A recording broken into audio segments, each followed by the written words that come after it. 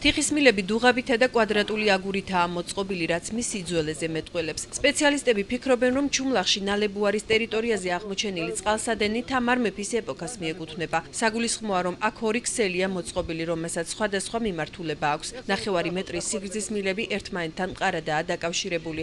აქვეა აღმოჩენილი ხარის ნალის ფრაგმენტიც. ჯერ არის აგური დაწყობილი, შემდგომში დუღაბი არის დასხმული, ხოლო ზევიდან თიხის მილები არის დალაგებული. ორი ტრასა გადის წყალსადენისა, ერთი მორისაგან დაახლოებით 1.5 მეტრის დაშორებით. მილები დამზადებული არის სპეციალურ სამეთუნეო ჩარხზე. ეტყობა ჩარხის კვალიც, აი სტრეხაზები ამ თიხის მილს. არის საშუალოდ 9 მეტრის სიგრძის და 1/2-ში არის ჩაწყობილი. წყალსადენი ადგილობრივმა მაცხოვრებლებმა აღმოაჩინეს, როგორც აქაურები ყვებიან ძველად აქ ნასოფლარი იყო და სავარაუდოდ მოსახლეობაც სწორედ ამ წყლით მარაგდებოდა.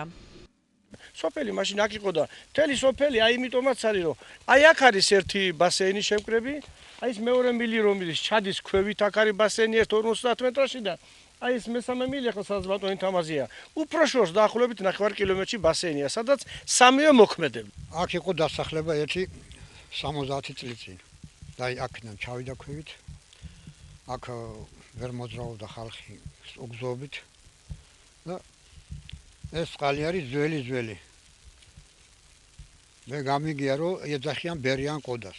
გურჯაანის ტერიტორიაზე თიხის მილები მრავლადაა აღმოჩენილი, თუმცა ასეთი სიძველის არც ერთი არ არის. კერამიკული მილების წარმოება თამარ მეფის დროიდან იღებს სათავეს.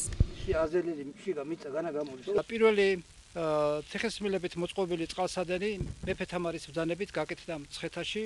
ეს იყო სხალტბა-შიოღვიმის წყალსადენი, რომლის სიგრძე 7 კილომეტრს აღწევდა. თიხის მილები იყო დაახლოებით 9 მეტრის სიგრძის, დადუღაბებული და ამზადებდნენ სამეთუნეო ჩარხზე. მართალია თიხის მილების მასიური წარმოება მე-12-13 საუკუნეებში დაიწყო, მაგრამ საქართველოში მისი გამოყენება გვიან პერიოდამდე გრძელდებოდა. სავარაუდოდ წყალსადენი რამდენიმე კილომეტრზეა გაყვანილი. თიხის მილების ფრაგმენტი და ხარისნალი დამუშავების შემდეგ გურჯაანის მხარეთმცოდნეობის მუზეუმს გადაეცემა.